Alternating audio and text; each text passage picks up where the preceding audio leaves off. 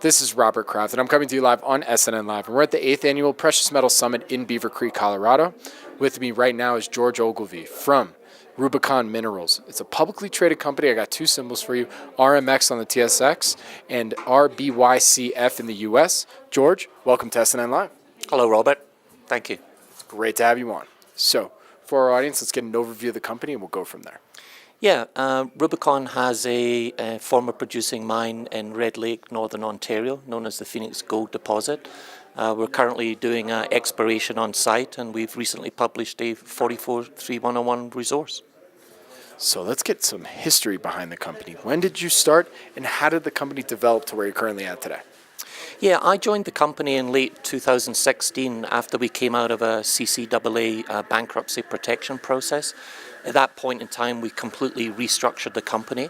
And over the last 2 years, we've did over $25 million of exploration into the ground. And as I said earlier, we've now produced a new 43-101 resource of well over 1 million ounces in the ground at 6 grams per ton. What makes us a little bit unique is in actual fact, we have $700 million of sunk capital into the deposit. And we actually have a mine which is already built, which is now in search of an ore body. Okay, so this is a little different. So explain that a little bit further. What does that mean, that you have the mine built, but now we're looking for an ore body? Tell me. Well, over the course of the last 10 years, the former management actually sunk $770 million into the ground. They built a fully permitted $150 million mill. We have a permitted tailings pond. We have a shaft 720 meters deep. We have access to hydroelectricity, a 200-man camp. And of course, we're in the Red Lake camp in Northern Ontario, Canada, probably one of the most prestigious gold mining camps in the world. Where things kind of went astray was 5 years ago, we had a resource which was done by the company in SRK of over 3.3 million ounces of gold at an average grade of around 8.5 grams in the ground. And by 2016, when they published another resource update, that had dramatically shrunk to only 400,000 ounces of gold at 6 grams. So obviously that's not enough for an economically viable mine, but all the infrastructure had been put in place over the ensuing 5 years. How is that even possible to do so? Like, you have this resource does it really change that dramatically, or does it really have to do with the companies that are doing the technical report? No, where the company made some errors in the past, and it's not to be critical looking back with hindsight, but none of the drilling that was done was orientated drilling. So when they came across all these quartz-bearing structures which carry the gold, they had no indication in which direction they were actually striking. So I think SRK in the 2016 resource took a very conservative approach, and we sort of went from one extreme to the other extreme.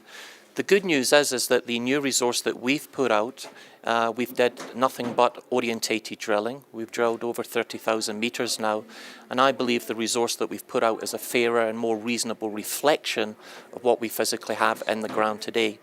And indeed, where we're at now with our test programs is we're actually doing test trial mining. We're planning to put through 40,000 tons of ore through the mill. We're almost completed with that exercise, and several weeks ago we started pouring gold doré bars from that tons that we put through the mill.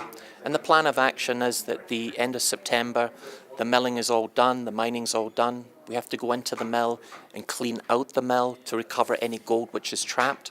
But by November of this year, we will then announce to the market the results of our test trial mining and reconciliation exercise. And if those happen to be positive, in my opinion, that would then validate and give the new resource that we've put out credibility. And with the mine essentially being built and then 1 million ounces being verified in the ground, it's a great platform over the next couple of years to put this into production. My next question then is, what's your background? How did you come into all of this?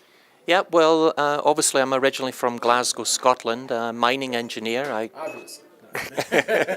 graduated in 1989 and went to work for Anglo American in the ultra-deep gold mines of South Africa.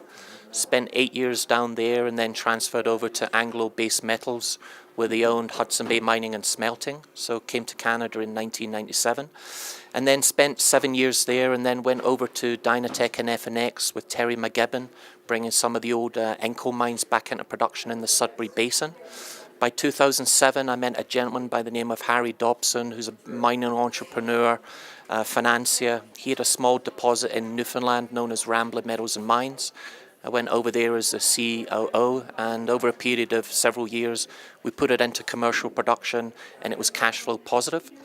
2013, Harry was also the chairman at that time of Kirkland Lake Gold. He asked me and my team to go in there, which we did in late 2013.